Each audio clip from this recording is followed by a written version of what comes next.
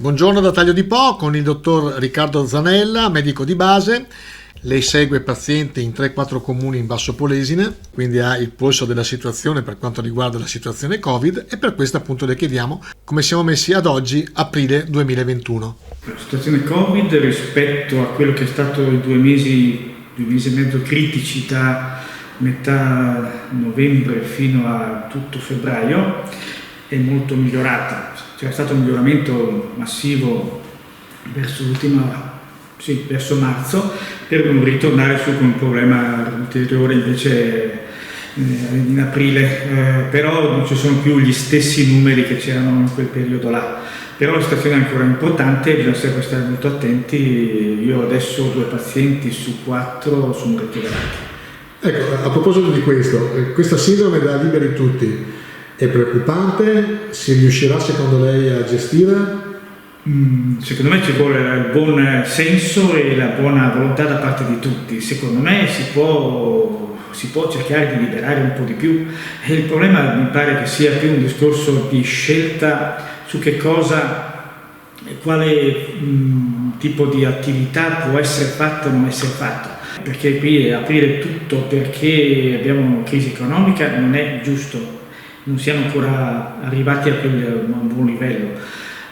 Però bisogna che venga studiata un po' meglio, secondo me, la situazione locale per il tipo di situazione che c'è, per il tipo anche proprio regionale oppure addirittura comunale, in modo da dire che in questa zona qua ci sono percentuali molto inferiori rispetto ad altre, cerchiamo di proteggerla, ma in questo momento qua possiamo anche aprire un po' di più. Forse non è una cosa facile, però... Volevo chiedere, le vaccinazioni fatte da voi medici di base continuano o sono ferme? Continuano, ma ci stiamo già fermando, nel senso che intanto, dunque, io calcolando dai 70 ai 79 anni avevo 147-170 pazienti, di questi riuscirò a farne una 50. Perché mancano i vaccini? No, i vaccini ci sono, solo che la iperinformazione che c'è stata sul discorso AstraZeneca, perché noi facciamo solo l'AstraZeneca, ha fatto sì che molta gente intanto si prenotasse per conto suo direttamente all'ASL di Adria, per cui alcuni pazienti erano già stati vaccinati e altri non hanno voluto farsi quel tipo di vaccino lì per tutte le cose che si sentono per televisione, metto fra virgolette quello che mi dicono. E nonostante delle rassicurazioni, nonostante facendo capire che la percentuale, i pericoli che ci sono estremamente minimi, nonostante tutto molta gente non ha voluto farselo. Quindi abbiamo avuto grosse difficoltà a reperire proprio la persona che si è vaccinata. Ma voi medici di base solo AstraZeneca?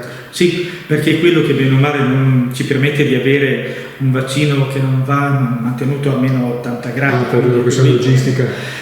Ecco, quanto siamo lontani secondo lei all'immunità di gregge? Ma io penso che veramente bisogna arrivare proprio a una discreta percentuale di vaccinazione, quindi luglio, come si suol dire a fine estate, luglio-agosto. Se manteniamo, fra poco arriveranno milioni di vaccini, per cui molta gente, anche quella che adesso dispera di essere vaccinata, verrà vaccinata. In ogni caso la cosa che naturalmente mi preme e che vorrei caldamente consigliare è quello di vaccinarsi, con qualunque cosa, ma vaccinate.